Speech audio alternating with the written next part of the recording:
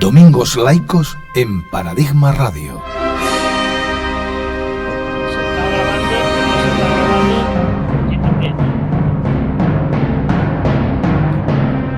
El laicismo como base de la democracia. Domingos Laicos en Paradigma Radio.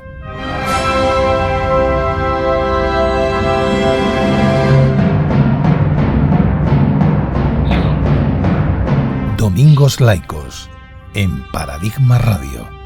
Presenta Ana Baragaña y José Antonio Naz.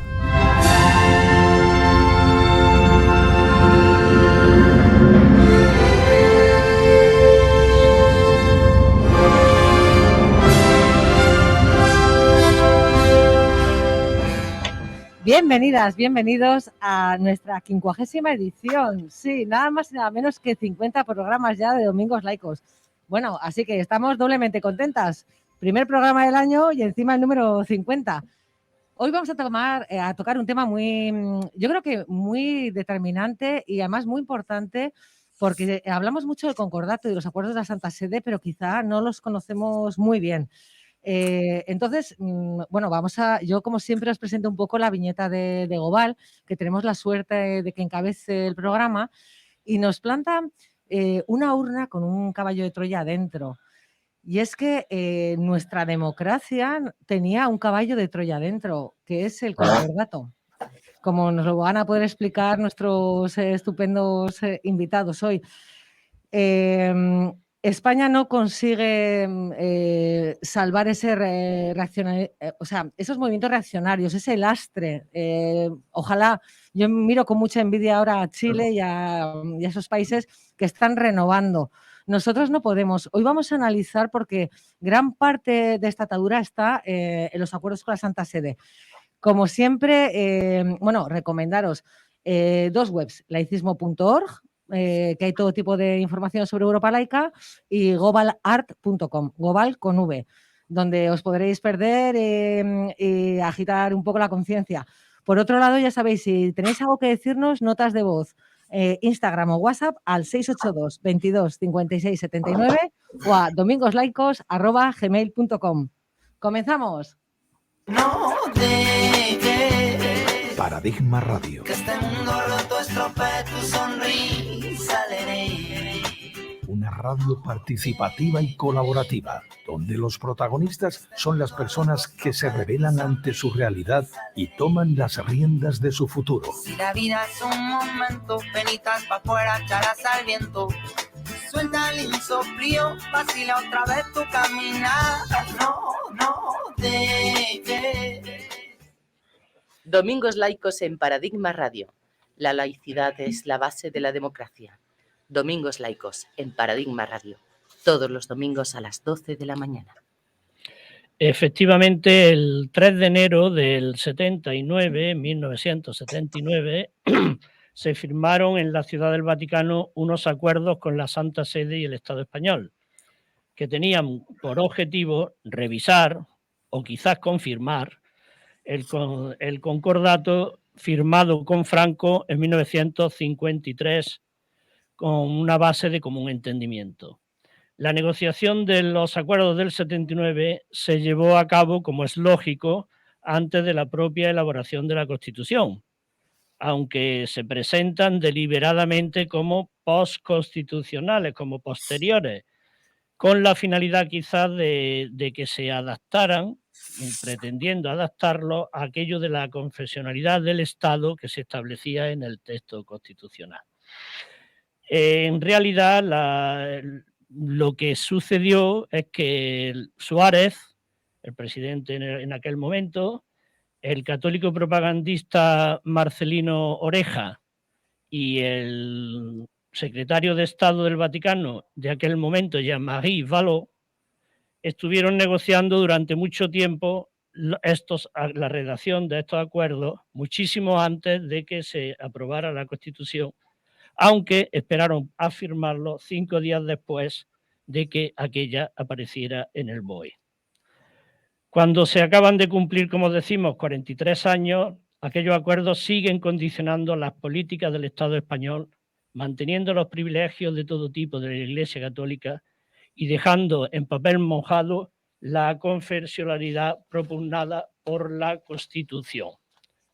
Sin embargo, no se conoce ni se habla mucho de los contenidos reales y de las repercusiones de dichos acuerdos. Precisamente a esto vamos a dedicar este programa, que esperamos que sea muy didáctico, con dos personas muy conocidas en esta radio, que comparten además el mismo nombre, Juan José. Uno es Juanjo Picó, presidente de Europa Laica, y el otro, todos los conocéis ya en nuestra radio, Juanjo Tamayo, un reconocidísimo teólogo, escritor y catedrático de la Carlos III. Con ellos vamos a tratar de llegar al fondo y de conocer bien qué son estos acuerdos, qué generan, qué se desprende de ellos y qué es lo que se supone que dicen que se desprende, pero que en realidad es que aprovechando esto se llega a más allá. Según la Constitución española, el Estado es aconfesional. El artículo 16.3 dice: ninguna confesión tendrá carácter estatal. Bueno, buenos días, Juan José, ¿qué tal? Bueno, es un placer interrumpir las vacaciones para conversar contigo, Ana, y contigo, José Antonio. Ya me he aprendido vuestros apellidos, que no son precisamente andaluces, pero eso demuestra que sois más allá, que trascendéis la propia geografía y os ubicáis en el ámbito internacional. Bien.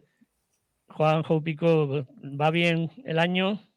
Bueno, estamos entrando en el año y después de estos días, pues cogiendo un poquito de impulso para arrancar el curso político, el curso social que tenemos en Europa Laica y que lo tenemos ahí enfrente como una montaña, que esto parece lo de Sísifo, ¿no? Muy bien. Muy bueno. Pues empezamos, si te parece, contigo, Juanjo Picó. Estábamos diciendo que justamente la negociación preconstitucional y el que haya sido preconstitucional se haya hecho antes y los propios contenidos que aparecen en ella, para muchas personas consideran que no son constitucionales, aparte de que preconstitucionales, no algo que se haya hecho después.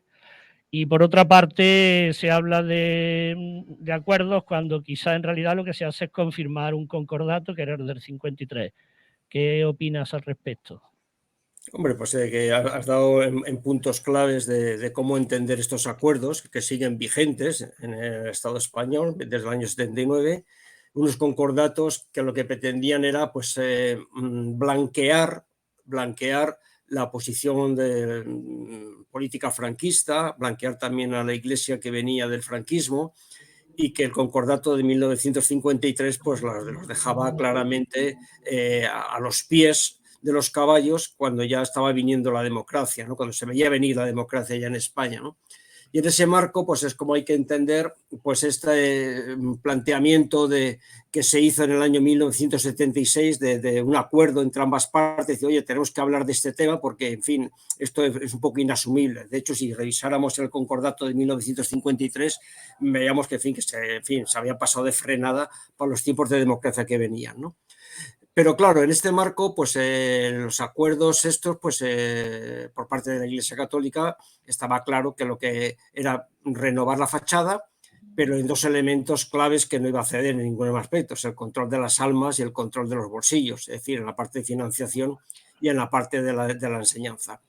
Y en este marco, pues como tú habéis comentado, pues se inició pues estas negociaciones antes de la Constitución, pero que venían a mandatar después lo que sería el artículo 16.3, venían allá a hormarlo, ¿no? Entonces, claro, el contenido de estos acuerdos, más allá de que se pergeñaron en un ambiente preconstitucional, incluso con unos gobiernos que habría mucho que hablar al respecto, pero en todo caso su contenido es claramente inconstitucional, por más de que no ha sido denunciado durante todo este tiempo ni por las fuerzas políticas ni incluso por los estamentos judiciales, ¿no? ese contenido que vulnera artículos de la igualdad, del principio de igualdad y con clara discriminación para las convicciones de naturaleza no religiosa. Por lo tanto, estos acuerdos, como imagino que después comentaremos su propio contenido, invalidan el carácter aconfesional que formalmente figura en el artículo 16.3. Además de ello, pues tienen unos elementos que desde Europa Laica pues denunciamos, ¿no? Claramente, es decir, tienen consideración, un alcance jurídico de tratado internacional, pero realmente es que no existe nada que haya que acordar, que exista contenido de acuerdos internacionales. No hay ningún tema de fronteras, de aranceles, de comercio entre países, que son los acuerdos internacionales. No, estos son unos acuerdos de un Estado que impone condiciones a otro Estado. Porque como después podemos analizar, si entramos en ello, es que no hay ninguna obligación por parte de la Iglesia Católica, excepto una de ellas, que después comentaremos, que es la autofinanciación, y que no se ha cumplido, y el resto son costes para el Estado, obligaciones para el Estado, y entonces pues realmente pues, son unos acuerdos que están maniatando decisiones políticas, que están limitando a la confesional del Estado y que tienen su impacto en las arcas del Estado y también, lógicamente, en la educación fundamentalmente. Entonces, bueno, pues yo diría que son unos acuerdos muy duros, que durante todo este tiempo ha habido mucha rutina, mucho acomodo, mucho desconocimiento y que, por lo tanto, en el programa de hoy espero que podamos profundizar para que la ciudadanía, los oyentes de Paradigma Radio, conozcan en realidad qué es lo que se está cociendo desde hace 43 años ya. Perdona, bueno, yo os voy a decir por el apellido, porque si no nos vamos a armar un lío. A colación de lo que acaba de decir Pico, a mí me ha sorprendido que he leído que en el momento que se estaban pergeñando con cierto secretismo, además, fueron los propios cristianos de base los que sí que se opusieron. Creo que quizá Juan José Tamayo nos puede contar un poco, porque creo que viviste de cerca, ¿no? Ese momento de que se anunciaba que iba a haber unos acuerdos y los propios cristianos de base se revolvieron, más que los políticos. Sin duda ninguna, ¿no?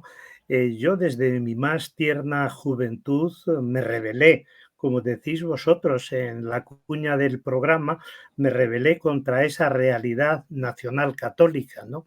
Y un ejemplo claro de esa rebelión fue que el 20 de diciembre, del año 1978, al enterarnos de que se iban a aprobar estos acuerdos con la Santa Sede, en la época del gobierno de Adolfo Suárez, nos concentramos 250 personas, cristianos de base, teólogas y teólogos, personas del mundo religioso progresista, de tendencia crítica, nos concentramos delante de la Nunciatura.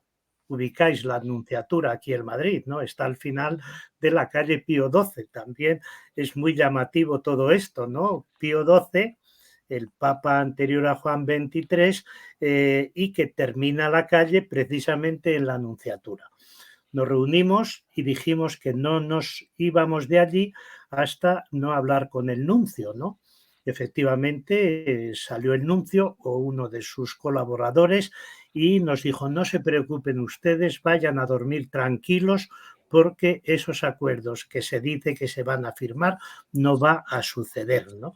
Y claro, nosotros, hombre, nunca hemos confiado, yo al menos, en la verdad de las palabras de la jerarquía católica en general, ¿no? Porque tienen ese lenguaje ambiguo que, bueno, pues dicen una cosa y luego hacen otra, ¿no? Con una serie de juegos extraños, ¿no? Que eso se llama cinismo, ¿no? Clarísimamente. Y nos fuimos a nuestra casa, yo con toda desconfianza. ¿Cuál no sería nuestra sorpresa, o la mía en concreto, cuando el 4 de enero me levanto y leo en todos los medios de comunicación que se habían aprobado esos acuerdos? Pero llevas tu razón, Ana, en que la gran contradicción es que mientras este movimiento cristiano progresista de la teología de la liberación se oponía a esos acuerdos, Sin embargo, la izquierda política y de una manera muy especial el Partido Comunista apoyó la segunda parte del artículo 16.3 que no habéis leído y el año 2003, recuerdo, con motivo del 25 aniversario de la Constitución, se celebra un gran congreso en la Universidad Carlos III de Madrid y en ese congreso interveníamos el Santiago Carrillo y yo. Santiago Carrillo hablaba de la Constitución del 78 comparada con la Constitución del año 31 de la Segunda República y yo hablaba de Iglesia y Constitución. Y resulta que al terminar la conferencia de Santiago Carrillo, pues yo le pregunté, digo, mire, don Santiago, ¿cómo se explica esta contradicción? Y le conté cómo al tiempo que ellos levantaban la mano, que yo creo que ya no levantaban el puño para votar a favor de ese artículo, nosotros estábamos reunidos en contra de los acuerdos, de los supuestos acuerdos en la Nunciatura. Y me dijo Santiago, Tamayo, los dos actuamos correctamente. Yo me quedé muy sorprendido, ¿no? Y me dijo, digo, ¿y por qué? Dice, porque tú, como cristiano y teólogo evangélico, defendías una iglesia pobre al servicio de los pobres sin ninguna vinculación con el Estado. Al César lo que es del César y a Dios lo que es de Dios. Dice, digo, ¿y usted?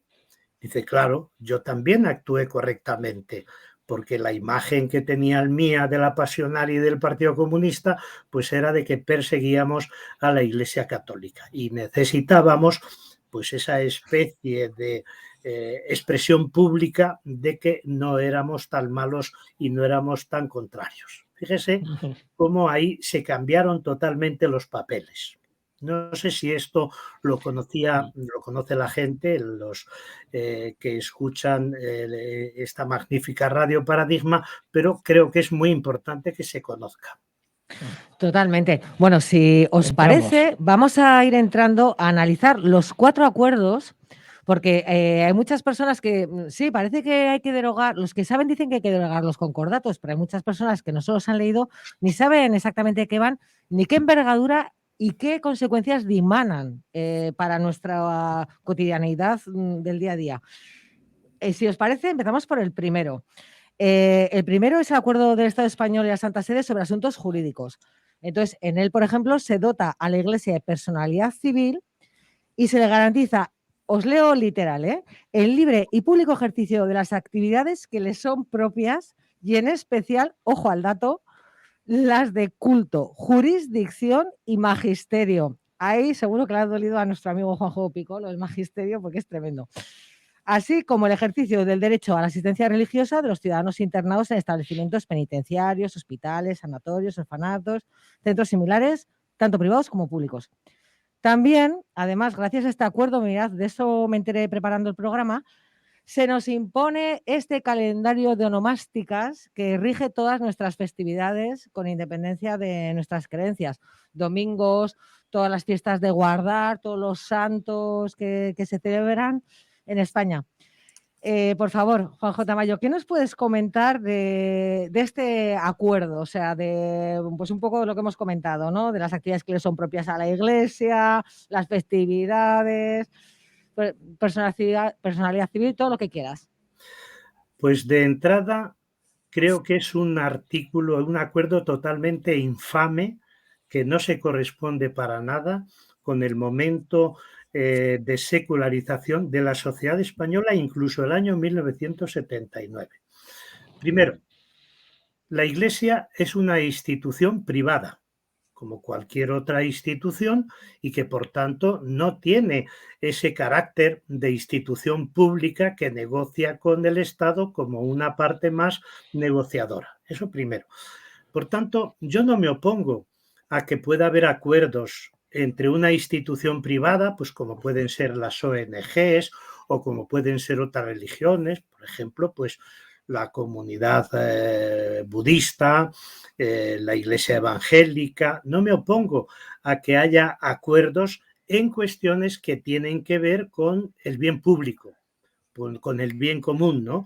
Pero claro, lo que no puedo aceptar es que marque la Iglesia Católica con el consentimiento del Estado la orientación laboral, la orientación festiva, la orientación de las instituciones públicas al servicio de la ciudadanía, ¿no?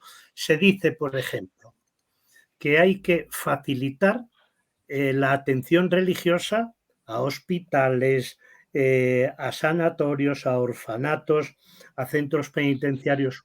De acuerdo, pero cuidado, no poniendo por parte del Estado a un capellán, a un sacerdote, a un confesor, a quien se le paga de manera institucional. ¿Por qué?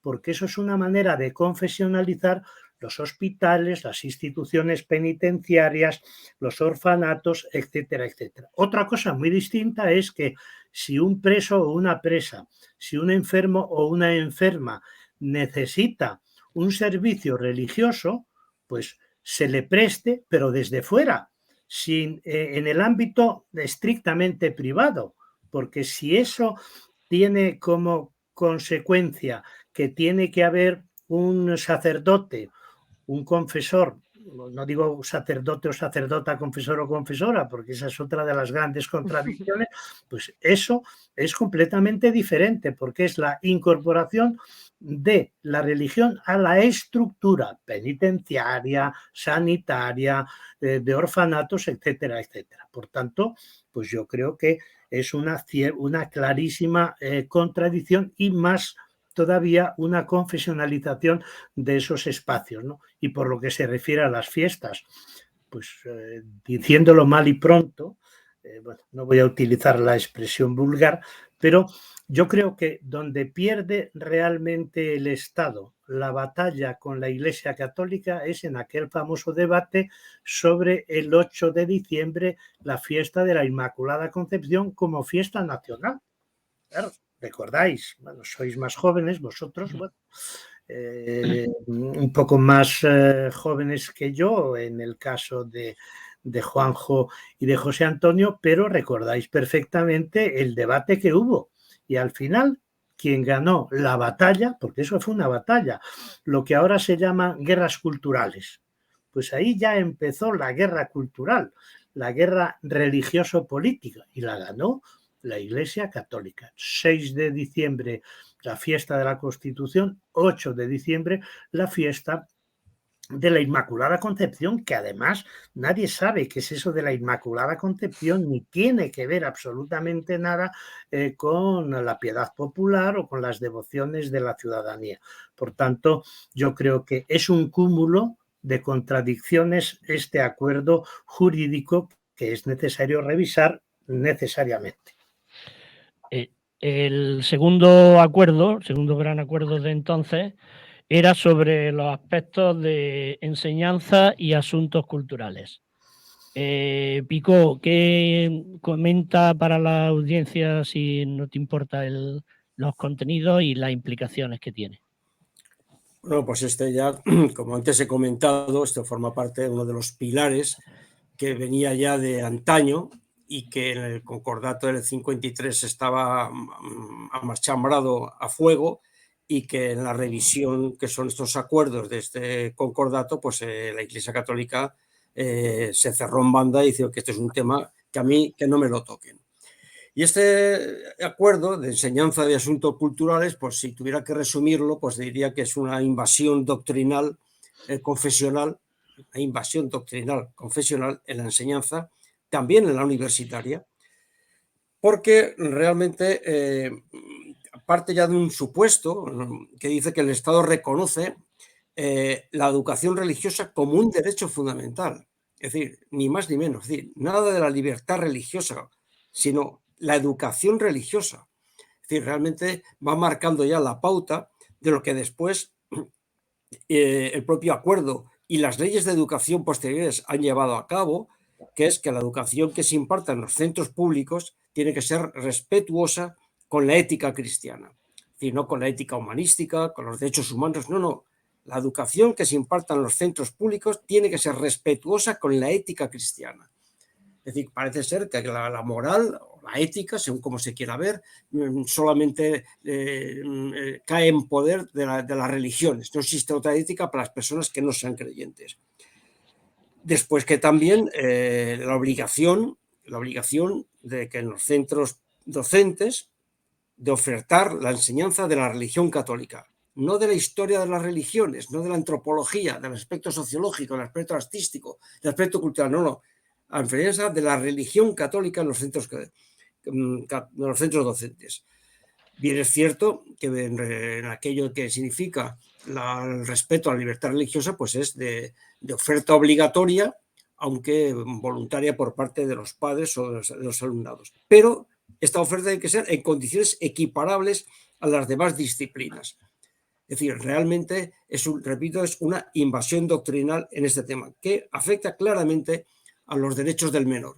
Unos derechos del menor que está en formación, que no puede tener un adoctrinamiento, que la escuela tiene que ser laica, pero el entendimiento de que tienen que valer los dogmas, no tienen que valer los dogmas, ni las creencias, ni la fe, sino tiene que valer la ciencia, la razón, el humanismo, la crítica, y todo eso pues realmente pues, se ve conculcado por estos acuerdos que después tienen su traducción en las leyes.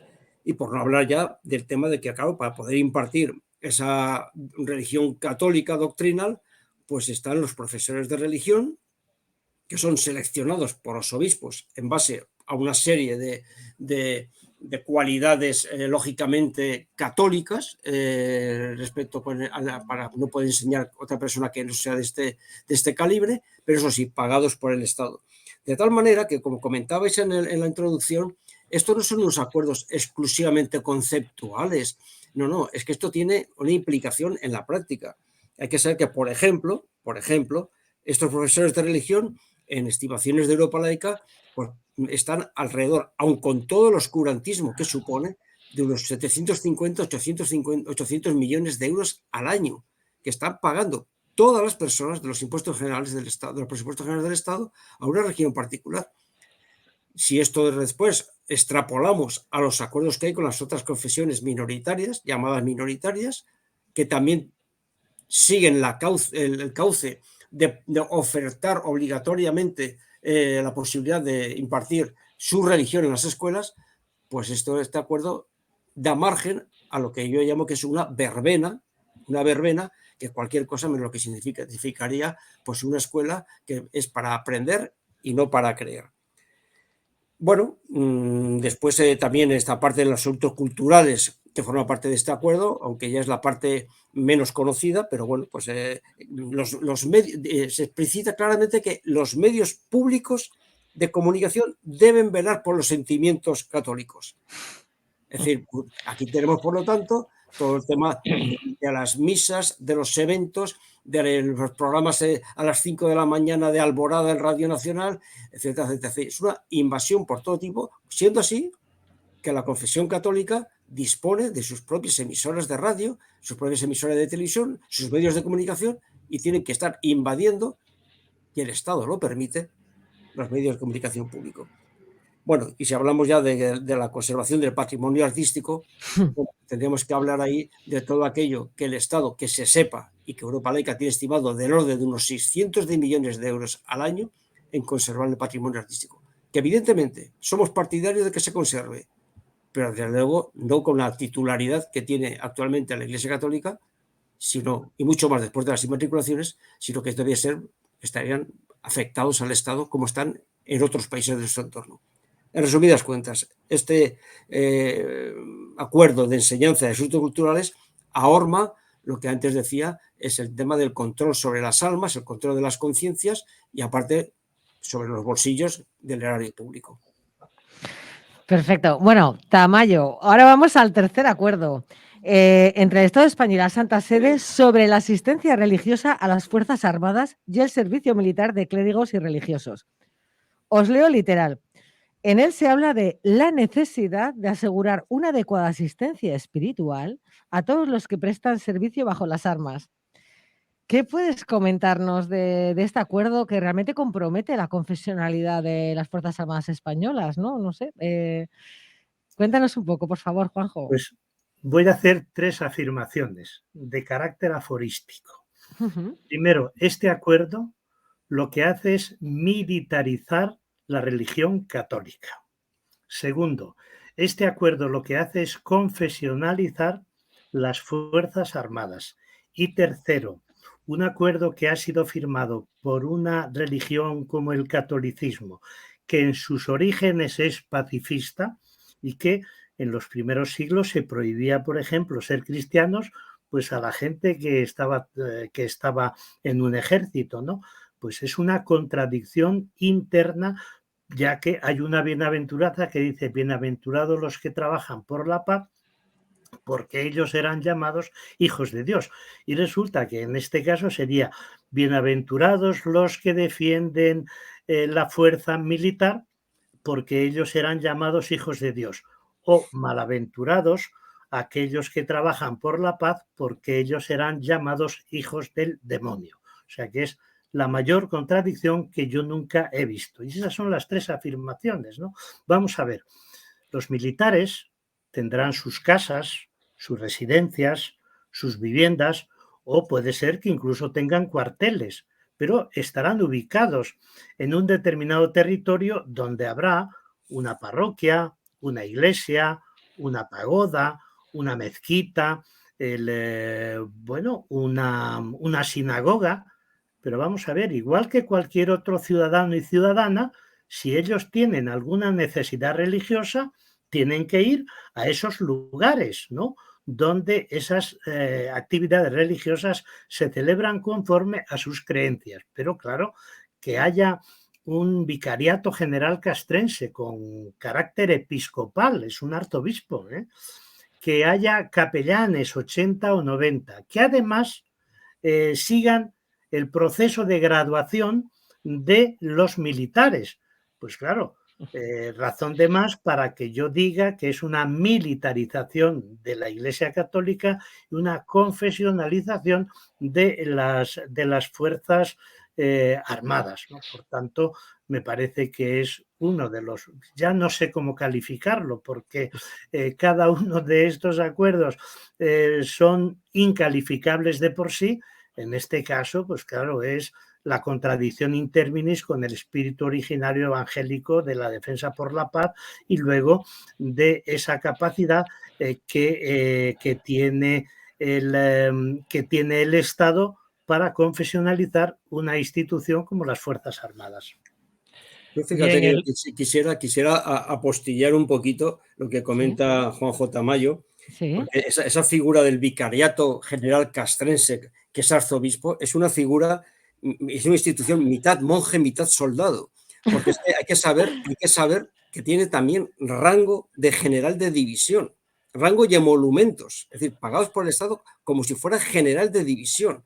Es decir, la contradicción in terminis es brutal. Y hablando de pagar, enlazamos con el cuarto acuerdo, el gran acuerdo, que es precisamente sobre asuntos económicos. Y en él, por cito algo textual para introducirlo, el Estado se compromete a colaborar con la Iglesia Católica en la consecución de su adecuado sostenimiento y para ello se establece su financiación y exención fiscales. Bien, bueno, te toca, Picó. Todo esto de la asignación tributaria y las exenciones fiscales y todo lo demás, ¿qué supone en la práctica? Sí. Primero, ¿cuáles son los puntos que se desarrollan y qué nos supone a las arcas? Pues mira, realmente son enormes subvenciones del erario público para financiar una organización privada de creyentes. Y que como están sacadas del erario público, pues la contradicción nuevamente es que todos, católicos, no católicos, creyentes, no creyentes, estamos pagando de los impuestos de la hucha común de los presupuestos generales del Estado a una organización privada que, como pone en ese mismo artículo, en ese mismo acuerdo, la Iglesia Católica manifestó en el año 1979 su voluntad de autofinanciación. Pero a lo largo de todo este tiempo, ni los gobiernos de turno se lo han hecho cumplir, ni la Iglesia lo ha cumplido. De tal manera que sigue el machito, que después de diferentes fórmulas de cómo se complementaba eso que has comentado, de el Estado se compromete al adecuado sostenimiento de la Iglesia Católica, actualmente es lo que todo el mundo conoce, las famosas cruces, la famosa cruz que figura en el IRPF. Esa cruz que cuando se marca no se paga de más ni se recibe de menos, que es la única verdad que dice la publicidad de la Conferencia Episcopal, la única verdad, sino que lo que se hace es que se detrae directamente de los presupuestos generales del Estado una cantidad, el 0,7%, directamente para los bolsillos de la Conferencia Episcopal. Tanto es así que a lo largo de este último ejercicio, del que se tienen datos, en el ejercicio pasado, han sido 301 millones de euros los que los contribuyentes, dentro de su arbitrariedad, pero, repito, detrayendo de los presupuestos generales del Estado, marcaron unas crucecitas, el 35% más o menos, no lo marcan, para coger y llevarlo a la Iglesia Católica. Bueno, este tema claramente es una contradicción porque forma parte de romper la estructura fiscal del Estado, la desigualdad existente, pero claro, si hubiera poco que decir, pero todavía decir algo más, es ya la propaganda que hace la Iglesia Católica cuando dice, marcando esto, ayudas a la labor asistencial de la Iglesia Católica. Y eso es completamente falso. Hay que saber que de esos 301 millones de euros, cantidades equivalentes todos los años, del orden del 75 o 80% es para pagar los salarios y la seguridad social del clero. Y que solo una parte del 2-3% va al buque insignia de asistencia social de la Iglesia Católica, que es Cáritas. Por supuesto que Cáritas recibe ingresos por otras partes, pero no del IRPF. Del IRPF el 2-3%, unos 6 millones de euros. Claro, la falacia de esa publicidad pues hace de que, bueno, que se siga manteniendo, de que como todo el mundo se siente solidario, pues resulta que hay que poner esta cruz porque la Iglesia Católica hace solidaridad, etcétera, etcétera. Eso es una completa falacia. Y bueno... Juanjo, perdona, te quería comentar que si Europa nos recuerda, como tú muy bien has dicho, que se rompe la igualdad fiscal porque ellos no pagan nada, también se inventaron el principio de compensación, ¿no? Es que te escuché en una... Eso es una historia muy bonita que a mí me gusta mucho contar en las charlas que damos por ahí, que quiero aprovechar. Es decir, en este de acuerdo también están toda la cantidad de exenciones fiscales de todos los impuestos. La Iglesia Católica no paga absolutamente ningún impuesto, excepto el IVA. Y eso está en los acuerdos. Están los acuerdos y en las leyes que después lo desarrollan, ¿no? Básicamente la ley de mecenazgo, ¿no? Pero en estas exenciones fiscales, pues existen, y en este acuerdo, perdón, existen 3 cláusulas que son, son lo que le ponen ya la guinda. Y una de ellas, la que me has preguntado, es la cláusula de compensación. Esta cláusula de compensación me gusta contarla porque demuestra hasta dónde existe desconocimiento y existe no sé cómo calificarlo, ¿no? Es decir, esta cláusula de compensación viene a decir lo siguiente. Señor Estado, estos son los acuerdos, pero si usted dentro de su soberanía, viene a decir más o menos, cambia alguno de los sujetos tributarios, usted me tendrá a mí que compensar. Yo estoy exenta, pero si usted decide cobrar algún impuesto tributario, usted me tendrá que compensar equivalentemente. Esto que quedó así puesto tuvo su primera impacto cuando en el año 2006 la Unión Europea estuvo a punto de poner una multa al gobierno español porque al gobierno español no cobraba ni incluso el IVA a la Iglesia Católica. Y entonces cogió y el gobierno español dijo, oye, no me queda más remedio que cobrarte el IVA, señora Iglesia Católica, señora Conferencia Episcopal. Y dijo, bueno, pues no hay ningún problema, usted me cobra el IVA, yo lo pago, pero me tienes que compensar. ¿Y cómo se le compensó? El gobierno Zapatero subió del 0,5% de esa famosa crucecita en el IRPF al 0,7%. Menudo negocio que hizo el Estado. Sabéis, por ejemplo, que sepan todos nuestros oyentes, que en aquel entonces la Iglesia pagaba por IVA 38 millones de euros al año. Y por este aumento del 0,5 al 0,7 sacó 68 millones. Es decir, 30 millones más de euros al bolsillo de una forma gratuita. Hay que saber, con cifras en la mano, que los podemos demostrar y que en Europa Laica trabajamos en ello, que desde el año 2008, cuando estos nuevos acuerdos con la Santa Sede, hasta el 2020, más de 3.300 millones han salido de los presupuestos generales del Estado a una organización privada. y que por el IVA, esta famosa jugadita del IVA, de casi 700 millones de euros que se han puesto. Es decir, realmente, cuando uno compara las cifras de los recortes que han habido durante la crisis del año 2008 al 2017, con los recortes en educación, etcétera, etcétera, uno se tendría que plantear por qué esta situación de privilegio claramente inconstitucional que existe con el tema, en este caso, de las subvenciones públicas a la Iglesia Católica y las exenciones fiscales. Fantástico. Bueno, ahora vamos a hacer una pequeña pausa musical con con un cantante mítico, Manolo Cabezabolo, y su tema El nene no va a misa. Y es que pega mucho porque el nene no va a misa y ellos siguen chupando el bote.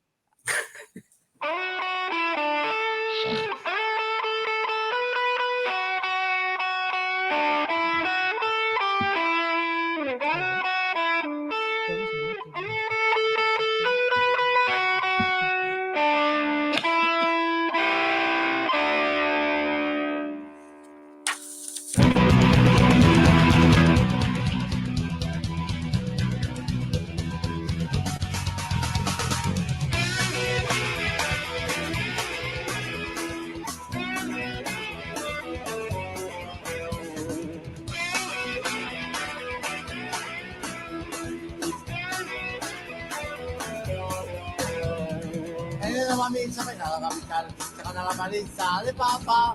El no va misa, pecado capital, cae en el infierno y se condenará. El no va misa, pecado capital, se gana la paliza de papa. El no va misa, pecado capital, cae en el infierno y se condenará. El nene no va a misa porque aquello le da risa. El cura habla para las paredes, cuchichean las mujeres. Todos pasan la misa entera hablando de la película de ayer, del fútbol o del traje que llevan, de lo que hizo este o aquel. Él no va a misa, tataruga. Él no va a misa, aleluya. Él no va a misa, tataruga. Él no va a misa, aleluya.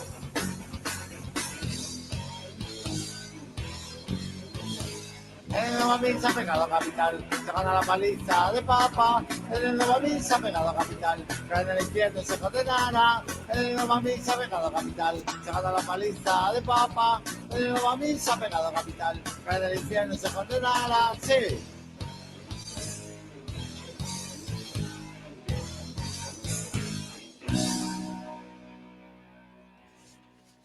Bien, pues seguimos.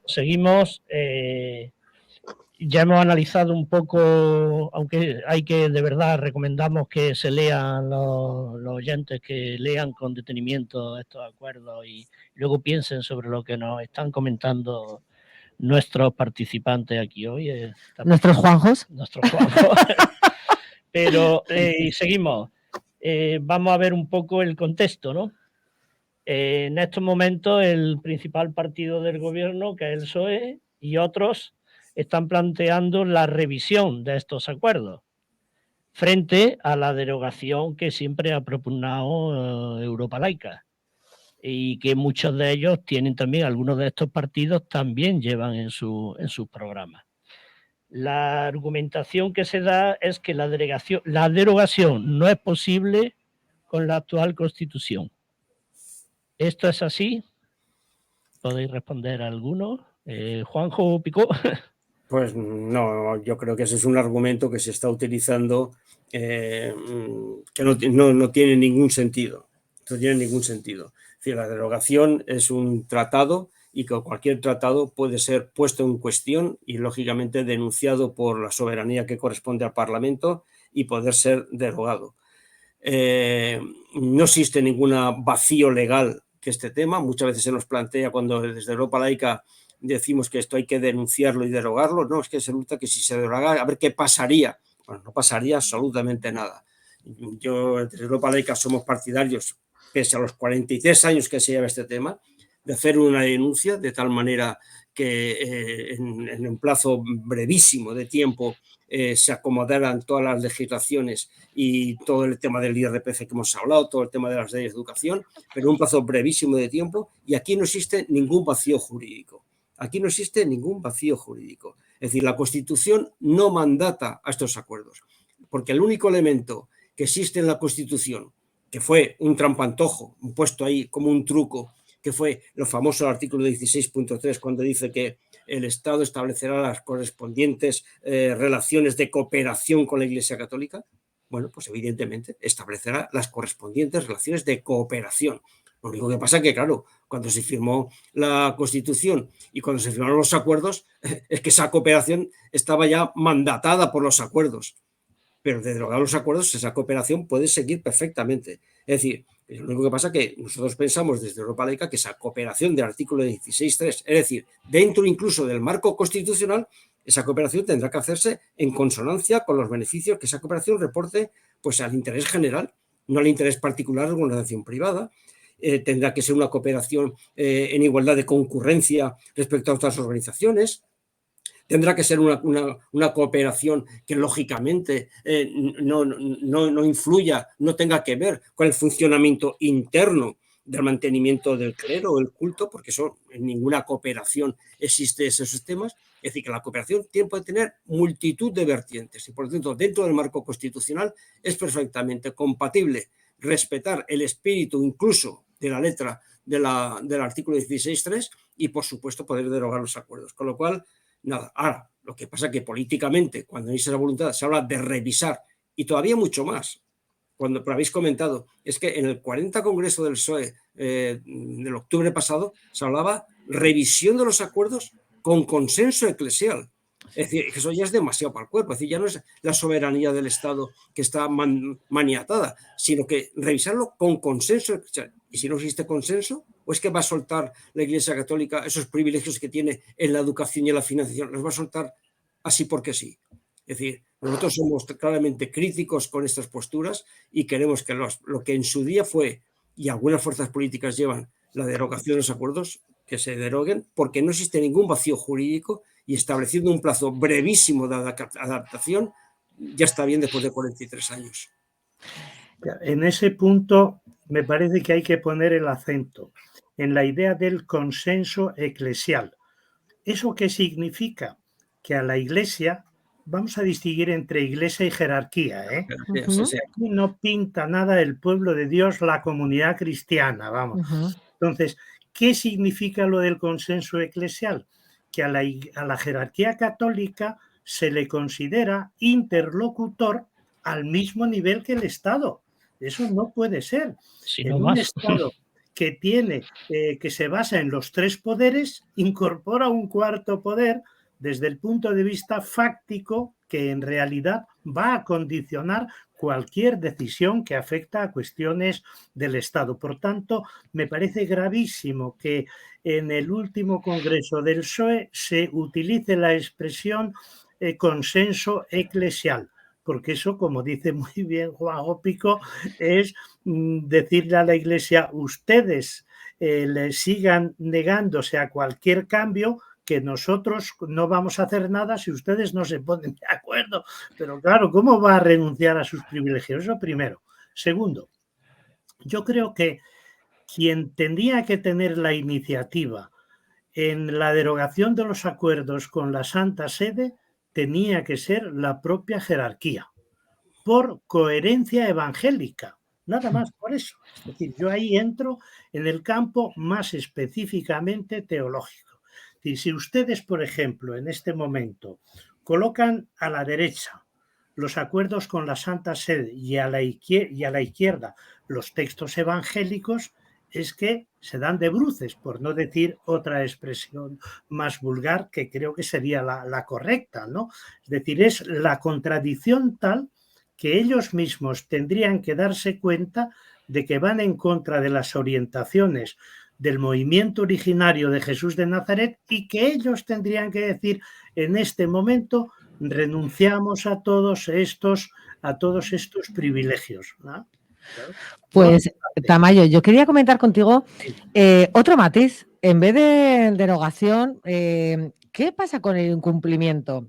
Por ejemplo, si tuvémonos los acuerdos de París, España los incumplió y después los ratificó. Hay muchos países que incumplen los acuerdos de París impunemente. ¿Podría España sencillamente dejar de cumplir los acuerdos con la Santa Sede? ¿Qué pasaría? O sea, ¿podría coger y decir a España, pues mira, no cumplo esto. ¿Hay algún precedente, algún país que haya creado un acuerdo con la Santa Sede y lo haya incumplido? ¿Sería factible el incumplimiento? Pero ¿Cómo lo vamos a ves? ver, si el incumplimiento lo está llevando a cabo en el tema de la enseñanza el Estado desde el momento en que se aprobó la Constitución.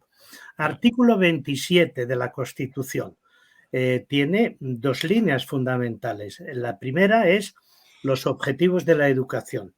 Educar en ciudadanos libres, responsables y con una capacidad de participación en el ámbito político. Otro artículo dice el reconocimiento del derecho de los padres a elegir el tipo de educación religiosa y moral para sus hijos. Ese artículo 27, me parece que es el 3, se cumple desde el primer momento, de forma que existe esta asignatura de religión católica con todos los cambios que se quieran hacer, pero siempre como oferta obligatoria. Ya es una... Sin embargo, el artículo 2, el apartado 2 del 27, no se puso en práctica hasta que se aprobó la Ley de Educación para la Ciudadanía. ¿Qué me están diciendo ustedes de que se incumple un acuerdo si se denuncia y se deroga, sin más, cuando el propio Estado ha estado incumpliendo el propio mandato constitucional a favor de la Iglesia Católica? Y yo creo que el procedimiento es el procedimiento de algo que ha cambiado con motivo del cambio social que se ha producido en España.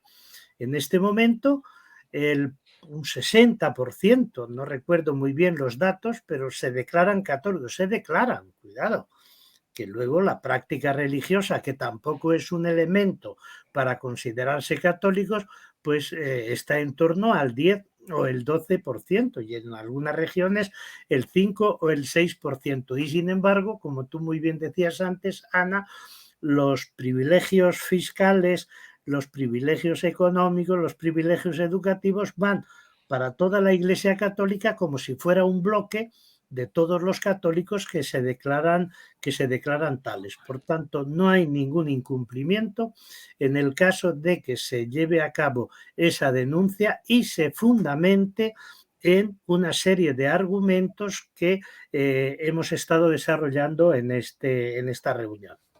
Yo creo que además, yo creo que hay más, o sea, no solamente ya son una barbaridad en sí los acuerdos, pero es que en la práctica yo creo que se va más allá de lo que dicen los acuerdos. Sí, sí. Porque, por ejemplo, el decir el derecho de las familias a que sus hijos tengan una educación religiosa obliga en algún lado, dice en algún lado que lo tenga que pagar con el dinero de todos. O cuando se obliga a que haya una enseñanza religiosa pagada, concertada. Es decir, yo creo que, o por ejemplo, eximir de todos los impuestos, incluso aquellos que son lucrativos, que vienen de beneficios y de actividades que son lucrativas. Yo creo que hay se sobrepasa por parte del Estado incluso más allá de lo que firmaron. No sé qué pensáis. Claro, llevas toda la razón, José Antonio. Educación religiosa no significa educar en la fe, no significa educar en las creencias, sino educar en la historia de las creencias. No es lo mismo el educar en una determinada orientación religiosa para conseguir que ese alumnado sea creyente, que es lo más contradictorio con una educación cívica, que una educación que tenga en cuenta la historia de las creencias, la funcionalidad social y política que las creencias han ejercido. Por tanto, lo de que la enseñanza confesional de la religión en la escuela es un precepto constitucional no es verdad, porque la educación religiosa puede entenderse de muchas formas. Y en qué la forma, como yo la entiendo y que es la que hemos propuesto tantas veces, incluso al Partido Socialista desde el año 1982, ha sido que se enseñe la historia de las religiones en el marco de la historia de la cultura, de la historia del arte, etcétera, etcétera. Pero en ningún caso educación religiosa quiere decir que la escuela sea un espacio para enseñar a creer. Uh-huh. Sí, bueno, yo a lo que me refería es que, por supuesto que el Estado sobrecumple, la Iglesia incumple, porque la autosuficiencia ni se la ve ni se la espera, pero yo me refería a incumplir, a decir, se acabó, o sea, este acuerdo de una manera unilateral, o sea, a eso me refería. Pero bueno, yo os quería comentar otro tema, porque en una charla que escuché de Valencia Laica sobre hasta cuándo los acuerdos con la Santa Sede, pues me impactó mucho las declaraciones de Pérez Royo, que decía que no habrá derogación de los acuerdos mientras haya monarquía.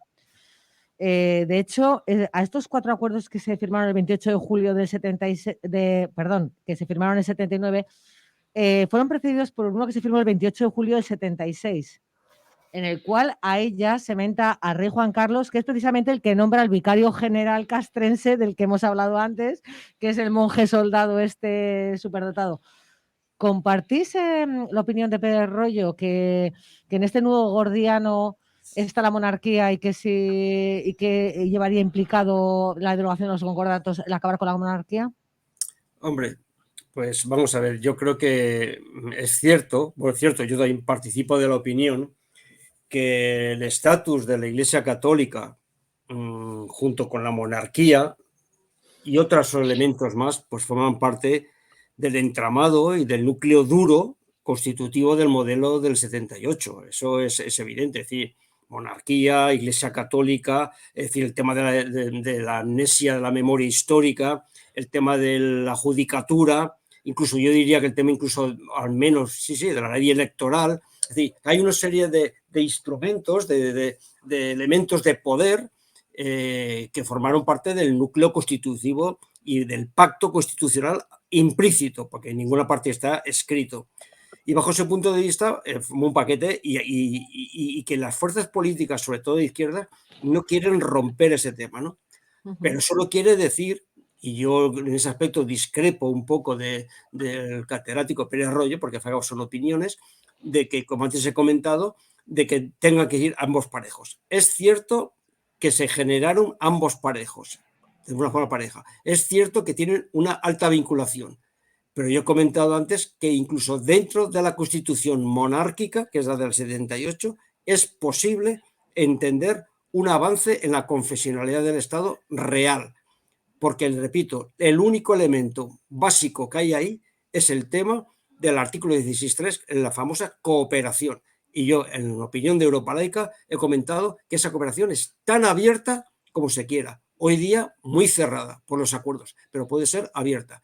Y el otro artículo, que es el artículo 27, con el tema de la educación, pues Juan J. Mayo ha comentado pues, las contradicciones in terminis que existe incluso en la propia interpretación de ese artículo. Por lo tanto, entendiendo que políticamente viene de ese origen y que políticamente están muy vinculados, pero desde luego yo creo que la ciudadanía no puede quedarse a calendas grecas pensando que hasta que no cambie la monarquía no cambia esto. Esto hay que cambiarlo per se porque es de justicia y porque realmente no tiene ningún sentido, mucho menos en una sociedad secularizada como la actual.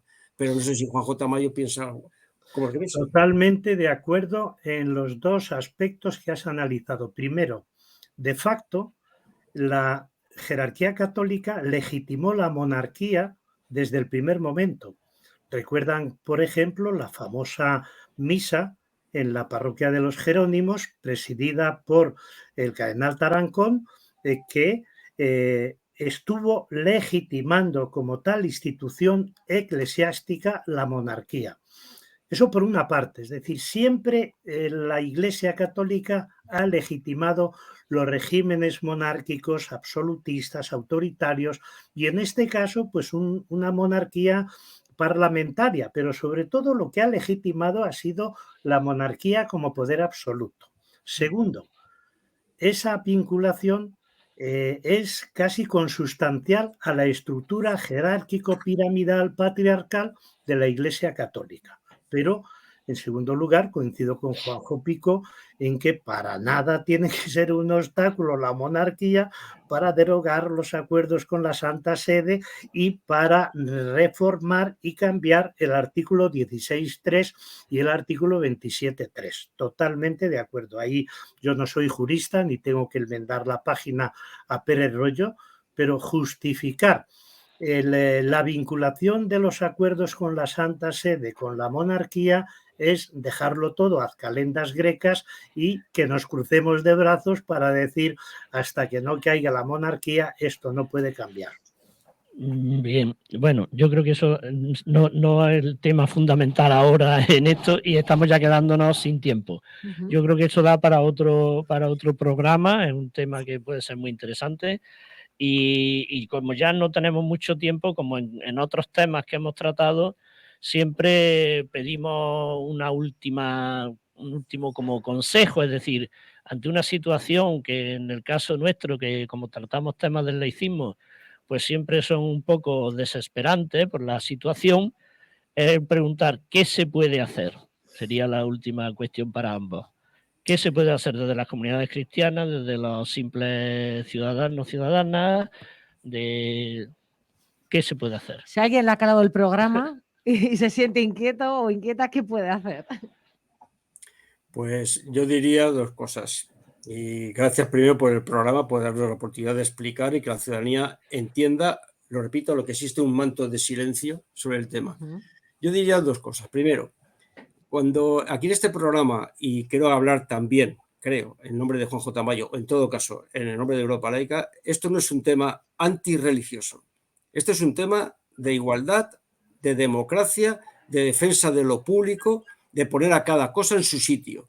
Y por lo tanto, que nadie vea en esto una persecución de las creencias. Las creencias están perfectamente garantizadas y en todo caso tienen sus elementos para que se garanticen si hubiera algo en contra de ellas. Pero no es el tema. Aquí lo que estamos hablando es cuestiones que están sobrepasando lo que es una democracia, lo que es la invasión doctrinal en las escuelas, lo que es la invasión a los derechos del menor, lo que es la extracción de recursos públicos económicos para organizaciones privadas, y eso es pura democracia. Esa es la primera valoración que digo para que nadie se piense que aquí salimos de madre. Aquí estamos hablando muy tranquilamente al respecto. Y la segunda valoración es decir que lo que tenemos que hacer es, en la ciudadanía, primero, pues oír este programa, oír otros programas, tomar conciencia y después lo que siempre hemos dicho, hay que organizarse y exigir a los gobiernos de turno. Porque está claro un tema, la laicidad del Estado, la confesionalidad del Estado, quien debe ser garante son los gobiernos de turno. Que nadie quiera que vamos a ir a pedir a la puerta de la Iglesia, de la jerarquía católica, que renuncie a sus privilegios. Esos es quien tienen que legislar, quien tienen que ser garantes de lo público son los gobiernos de turno. Y por lo tanto, a ellos les toca y a la ciudadanía exigírselo. Pues yo diría que las líneas de actuación serían las siguientes. Primero, demostrar la inconstitucionalidad de estos acuerdos, lo mismo que la inconstitucionalidad interna de la propia Constitución en los artículos que hemos analizado. Y demostrarlo argumentadamente. Y yo creo que nosotros, yo por ejemplo no soy quien para hacer esa argumentación, pero sí conozco los argumentos de los grandes expertos, ¿no? Segundo, hacer ver a los diferentes gobiernos que están viviendo en una contradicción, porque esta situación de privilegio a una institución privada es atentatorio contra la democracia, ¿no? Tercero, desde el punto de vista ya más interno y teológico, demostrar la actitud antievangélica que supone en la jerarquía optar por los sectores marginados y más vulnerables, defender a los pobres y luchar contra las injusticias y al mismo tiempo fomentar lo que yo llamo el neoliberalismo episcopal. Recuerdo que Pedro Casaldáliga, el gran obispo profético de Brasil, catalán, dijo: el neoliberalismo es la gran blasfemia del siglo XXI. Y resulta que los obispos españoles, que nunca hicieron un reconocimiento, ni siquiera cuando murió Pedro Casaldáliga, están instalados en el neoliberalismo a través, pues, de los acuerdos con la Santa Sede, especialmente el acuerdo económico, que eso sí que es cuando se habla de la corrupción porque se apoya económicamente a determinadas empresas privadas, no sé por qué motivos, digo, pero bueno, si la gran corrupción de parte del Estado, que además es estructural, es todos los apoyos económicos que está prestando a la Iglesia católica, ¿no? Y finalmente, decir que en este tema todos los gobiernos de la democracia, del 77 hasta nuestros días, de derechas, de izquierda y de centro, son rehenes y siguen siéndolo de la jerarquía católica, incluido este último de coalición entre el PSOE y Podemos. Y en este tema, lo digo sinceramente y con mucho malestar, Podemos no ha hecho ninguna aportación para defender estos planteamientos que estamos haciendo nosotros cuando son planteamientos claramente democráticos. Ya, pero es que ya sabes, debe ser muy emocionante ir a ver al Papa. Qué mala soy. Venga. Bueno, pues muchísimas gracias, ¿eh? Yo creo que Sí. ha sido muy interesante y esperemos que se difunda lo suficiente y haga pensar y reflexionar a mucha gente. Jo, ha sido un placer, de verdad. Creo que habéis estado geniales, lo habéis explicado súper bien y muy necesario, porque se menta mucho, pero no los conocemos suficientemente y sobre todo las consecuencias que tienen. No son un tema del pasado, como puede pensar el país, por ejemplo, como hemos comentado antes. No, es un tema que nos afecta hoy, aquí y ahora. Hombre, yo Bueno, creo que tenemos la ventaja de este programa y el diálogo que hemos mantenido contigo, Ana, y contigo, José Antonio, Juanjo y yo, es que yo al menos llevo moviéndome en este terreno desde el año 1978, que recuerdo en una conferencia que pronuncié en Valladolid sobre Iglesia y Constitución, pues me sometieron a un proceso. Claro, yo soy palentino, ¿no? Y los palentinos siempre hemos sido como el barrio o el patio trasero de los vallisoletanos y me dieron golpes en aquella conferencia en todas las partes del cuerpo. Terminé con unas magulladuras, felizmente luego pues he mantenido una relación enormemente cordial. Pero lo que quiero deciros con esto es que son ya 43 años los que llevo trabajando sobre este tema y por eso tengo una actitud pesimista, porque la realidad no me permite ser optimista, pero al mismo tiempo también una actitud esperanzada, porque el trabajo, el compromiso y la lucha tienen que dar sus resultados. Pues muy bien, muchas gracias. Y Sí. bueno, despedimos a Ana. Sí, bueno, tenemos que ir ya. Solamente recordaros que vamos a tener el privilegio en Córdoba de tener a Paco Delgado presentando su último libro sobre la educación, ¿verdad, José? Sí, eso será el día 8 de febrero. Haremos la publicidad en una semana con el lugar, el sitio, los participantes, porque queremos que sea no solamente presentación como tal del contenido del libro, que es muy interesante, de 20 años de educación en este país, o 30, sino también de debatir sobre lo que es la realidad educativa en estos momentos con la nueva LOMLOE. Bueno, pues nos vemos en 15 días. Muchísimas gracias a los dos Juanjos por participar y espero que os haya interesado. A mí, desde luego, un montón y creo que he aprendido mucho.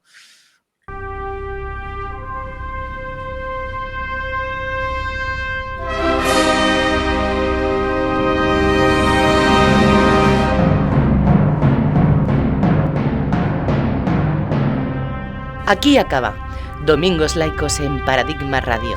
Puede volver a escucharlo en radio.paradigmamedia.org. Buen día. Les esperamos el próximo programa.